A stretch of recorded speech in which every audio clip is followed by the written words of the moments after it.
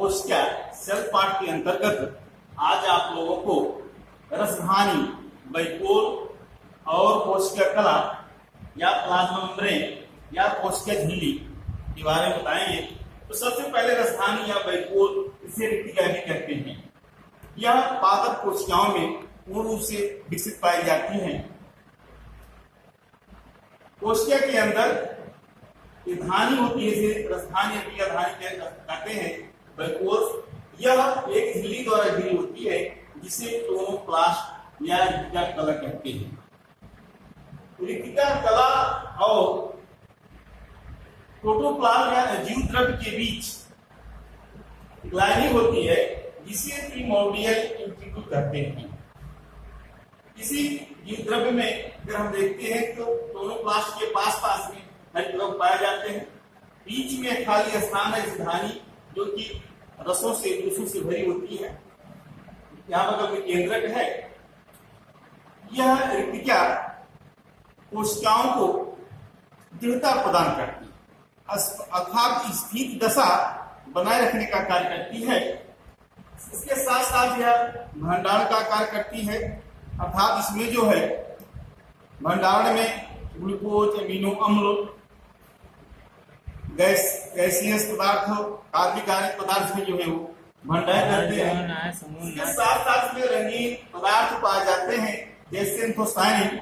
ये रंगीन पदार्थ आकर्षण का कार्य करते हैं और विशेष रूप से पत्तियों के रंग में या पुष्पों के रंग में ये आकर्षण का कार्य करते हैं। इस प्रकार से यह रसधानी है, वैक्यूल्स है। विशेष कार्य अगर पत्तियों में या कोशिकाओं में, अर्थात पौधों की कोशिकाओं में यह सिकुड़ जाए रसधानी, तो पत्तियां जो है वो मुरझा जाती है। विशेष रूप से आप सुई मुई का उदाहरण सुनेंगे। अब दूसरा आता है कोशिका कला या प्लाज्मा मेम्ब्रेन। कोशिका कला, प्लाज्मा मेम्ब्रेन जंतुओं में पाई जाती है, अर्थात जंतु कोशिका में पाई जाती है, वृक्क कोशिका में पाई जाती है, लेकिन वनस्पति कोशिका में या शैवाल के अंदर में होती है। जब जंतु कोशिका में यह बाहरी आवरण बनाती है। यह कोशिका कला जो यहाँ आपको दिखाया गया है, यह रावर्सन के द्वारा दर्शाया गया है। इसे यूनिट मेम्ब्रेन मॉडल कहा गया है। इस प्लाज्मा झिल्ली में अगर हम देखते हैं, यह त्रिस्तरीय है। 3 स्तर में क्या है कि सबसे बाहर एक स्तर है और अंदर में एक स्तर है, बीच में एक स्तर है, जो काफी चौड़ा दिखाया गया है। टोटल इस कोशिका कला की जो मोटाई है, अर्थात चौड़ाई कह सकते हैं, यह 75 एंगस्ट्रॉम है। इसमें की 15 एंगस्ट्रॉम बाहर प्रोटीन की लेयर है और 15 एंगस्ट्रॉम जो है वो अंदर की लेयर है। बीच की 45 एंगस्ट्रॉम जो है वो लिपिड की 2 लेयर है। इस प्लाज्मा मेम्ब्रेन में जो प्रोटीन और पाई जाती हैं, कुछ प्रोटीन तो इस बाहर की तरफ या अंदर की तरफ जो है वो फंसी लगी रहती है, जिन्हें परिधीय प्रोटीन या पेरिफेरल प्रोटीन कहते हैं। और कुछ ऐसी प्रोटीन होती हैं जो अंदर, अर्थात यहाँ से लेकर के यहाँ तक जो है पार भी रहती हैं, जिन्हें इंटीग्रल प्रोटीन्स या चैनल प्रोटीन्स कहते हैं, जो अणुओं के आवागमन में सुगमता पाए। यह प्लाज्मा मेम्ब्रेन जो है वह कोशिका द्रव्य से सटा हुआ रहता है। अगर कार्य में देखा जाए इसका कार्य क्या है, तो यह कोशिका को एक निश्चित आकार प्रदान करने का कार्य करती है। साथ साथ रक्षात्मक आवरण भी बनाती है। और यह जो है वो कोशिका द्रव्य तथा उसके घटकों को बाहरी पर्यावरण से अलग करने का कार्य करती है। कोशिका के अंदर तथा कोशिका के बाहर जाने वाले पदार्थों को सुगम रास्ता प्रदान करती है, अथवा जिसकी आवश्यकता नहीं है उनको बाहर नहीं आने देती है। इसको अंदर नहीं जाना है, उनको अंदर नहीं आने देना, उनको बाहर ही रखती है। इस प्रकार से यह जो है कोशिका कला जीव द्रव्य से पदार्थों को बाहर आना या जीव द्रव्य के अंदर पहुंचाना, दोनों के लिए यह जो है एक सुनियोजित मार्ग प्रदान करती है। इस प्रकार से यह वर्णात्मक कार्य करती है। आज की वीडियो इतना ही। आप लोग इसको जो है सब्सक्राइब करिएगा, लाइक करिएगा और शेयर करिएगा, ताकि सब लोगों का वीडियो पहुंच सके और हमको भी फीडबैक मिलता रहे। धन्यवाद। कोशिका सेल पार्ट के अंतर्गत आज आप लोगों को रसधानी, वैक्यूल और कोशिका कला या प्लाज्मा मेम्ब्रेन या कोशिका झिल्ली के बारे में बताएंगे। तो सबसे पहले रसधानी या वैक्यूल, इसे रिक्तिका भी कहते हैं। यह पादप कोशिकाओं में पूर्ण रूप से विकसित पाई जाती हैं।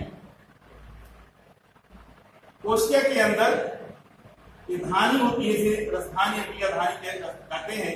वैक्यूल यह एक झिल्ली द्वारा घिरी होती है, जिसे क्लोरोप्लास्ट या रिक्तिका कला कहते हैं। रिक्तिका कला और प्रोटोप्लाज्म या जीव द्रव्य के बीच लाइनिंग होती है, जिसे प्रिमोर्डियल इंटीग्यूल कहते हैं। इसी जीव द्रव्य में अगर हम देखते हैं तो क्लोरोप्लास्ट के पास में हर तरफ पाए जाते हैं। बीच में खाली स्थान है धानी, जो कि रसों से जूसों से भरी होती है। यहाँ बगल में केंद्रक है। यह रिक्तिका कोशिकाओं को दृढ़ता प्रदान करती है, अर्थात स्थिर दशा बनाए रखने का कार्य करती है। इसके साथ साथ यह भंडारण का कार्य करती है, अर्थात इसमें जो है भंडारण में ग्लूकोज, अमीनो अम्ल, गैसियस पदार्थ, कार्बनिक आयनिक पदार्थ में जो है वो भंडारण करते हैं। इसके साथ साथ में रंगीन पदार्थ पाए जाते हैं, जैसे एंथोसायनिन। ये रंगीन पदार्थ आकर्षण का कार्य करते हैं और विशेष रूप से पत्तियों के रंग में या पुष्पों के रंग में ये आकर्षण का कार्य करते हैं। इस प्रकार से यह रसधानी है, वैक्यूल्स है। विशेष कार्य अगर पत्तियों में या कोशिकाओं में, अर्थात पौधों की कोशिकाओं में यह सिकुड़ जाए रसधानी, तो पत्तियां जो है वो मुरझा जाती है। विशेष रूप से आप सुई मुई का उदाहरण सुनेंगे। अब दूसरा आता है कोशिका कला या प्लाज्मा मेम्ब्रेन। कोशिका कला प्लाज्मा मेम्ब्रेन जंतुओं में पाई जाती है, अर्थात जंतु कोशिका में पाई जाती है, भक्त कोशिका में पाई जाती है, लेकिन वनस्पति कोशिका में या शैवाल के अंदर में होती है। जब जंतु कोशिका में यह बाहरी आवरण बनाती है।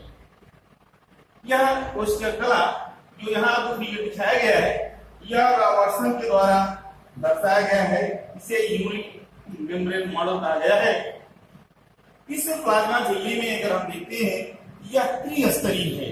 3 स्तर में क्या है कि सबसे बाहर एक स्तर है और अंदर में एक स्तर है, बीच में एक स्तर है, जो काफी चौड़ा दिखाया गया है। टोटल इस कोशिका कला की जो मोटाई है, अर्थात चौड़ाई का सकते हैं, यह 75 एंगस्ट्रॉम है।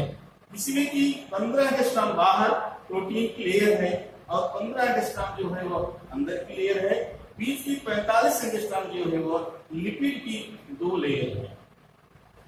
इस प्लाज्मा मेम्ब्रेन में जो प्रोटीन और पाई जाती हैं, कुछ प्रोटीन तो इस बाहर की तरफ या अंदर की तरफ जो है वो फंसी लगी रहती है, जिन्हें परिधीय प्रोटीन या पेरिफेरल प्रोटीन कहते हैं। और कुछ ऐसी प्रोटीन होती है जो अंदर, अर्थात यहाँ से लेकर यहाँ तक जो है पार भी रहती है, जिन्हें इंटीग्रल प्रोटीन्स या चैनल प्रोटीन्स कहते हैं, जो अणुओं के आवागमन में सुगमता पाती है। यह प्लाज्मा मेम्ब्रेन जो है वह कोशिका द्रव्य से सटा हुआ रहता है। अगर कार्य में देखा जाए इसका कार्य क्या है, तो यह कोशिका को एक निश्चित आकार प्रदान करने का कार्य करती है। साथ साथ रक्षात्मक आवरण भी बनाती है। और यह जो है वो कोशिका द्रव्य तथा उसके घटकों को बाहरी पर्यावरण से अलग करने का कार्य करती है। कोशिका के अंदर तथा कोशिका के बाहर जाने वाले पदार्थों को सुगम रास्ता प्रदान करती है, अथवा जिसकी आवश्यकता नहीं है उनको बाहर नहीं आने देती है। इसको अंदर नहीं जाना है उनको अंदर नहीं आने देना, उनको बाहर ही रखती है। इस प्रकार से यह जो है कोशिका कला जीव द्रव्य से पदार्थों को बाहर आना या जीव द्रव्य के अंदर पहुंचाना, दोनों के लिए यह जो है एक सुनियोजित मार्ग प्रदान करती है। इस प्रकार से यह वर्णात्मक कार्य करती है। आज की वीडियो इतना ही। आप लोग इसको जो है सब्सक्राइब करिएगा, लाइक करिएगा और शेयर करिएगा, ताकि सब लोग वीडियो पहुंच सके और हमको भी फीडबैक मिलता रहे। धन्यवाद।